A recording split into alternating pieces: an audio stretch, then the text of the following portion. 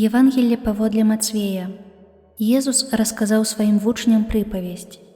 Валадарства нябеснае, падобнае да гаспадара дому, які выйшаў на світанне наняць работнікаў у свой вінаграднік.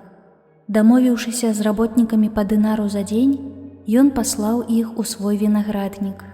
Пасля ён выйшаў каля 3 гадзіны і, убачыўшы іншых, якія стаялі на рынку без працы, сказаў ім: «Ідзіце і вы ў мой вінаграднік, а я справядліва заплачу вам». Яны пайшлі. Зноў выйшаў каля 6 і 9 гадзіны, зрабіў тое самае. Выйшаўшы каля 11 гадзіны, ён знайшоў іншых, якія стаялі без працы, і сказаў ім: «Чаму вы стаіце тут цэлы дзень без працы?» Яны сказалі яму: «Нас ніхто не наняў».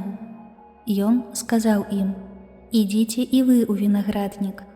Калі ж настаў вечар, гаспадар вінаградніку сказаў свайму эканому: «Пакліч работнікаў і заплаці, пачаўшы з апошніх да першых». І тыя, хто прыйшоў каля 11 гадзіны, атрымалі па дынары.